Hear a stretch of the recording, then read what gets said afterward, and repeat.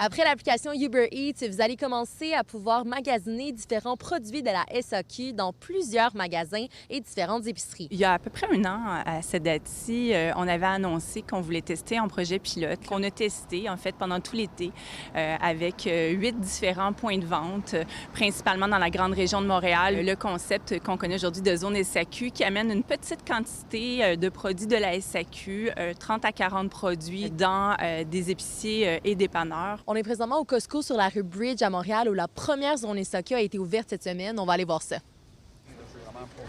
Donc, on voit ici la fameuse zone SAQ. Il y a plusieurs produits qui sont disponibles, vin, alcool fort et produits spiritueux. On était au courant depuis quelques mois déjà que ça allait se faire. On savait pas c'était quoi la liste de produits et tous les petits détails.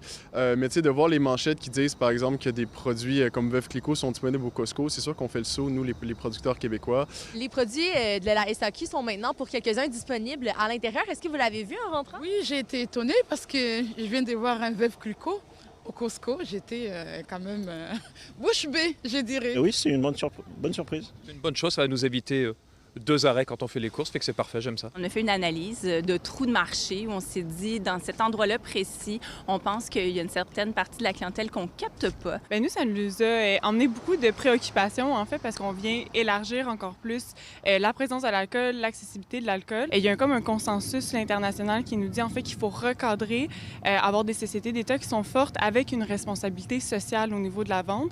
Et quand on voit que cette responsabilité-là, elle est déléguée au marché privé, ça nous inquiète beaucoup. Il y a une centaine de produits qui sont disponibles sur la liste des boissons qui peuvent se retrouver dans les zones SAQ. Les détaillants vont ensuite pouvoir choisir lesquels ils désirent. Et pour se retrouver sur cette fameuse liste, les producteurs doivent payer 10 000 par produit, ce qui est loin d'être accessible pour tous. On se demande, comme producteurs québécois, c'est quoi notre place à travers tout ça. Là, les clients de la SAQ qui allaient acheter des jeans québécois maintenant vont peut-être acheter un jean d'une grande marque internationale à l'épicerie à la place. Qu'est-ce que vous dites justement aux producteurs québécois qui ne pourraient pas avoir cette accessibilité-là? Bien, on a 400 succursales de la SAQ dans lesquelles on fait vraiment la promotion des produits québécois. Les zones SAQ, c'est une opportunité additionnelle qui s'ouvre et dans laquelle ils peuvent aussi soumettre si jamais ils le souhaitent. Dans le cas de notre entreprise, nos produits vont probablement jamais se retrouver sur les rayons des épiceries dans le cadre du gin.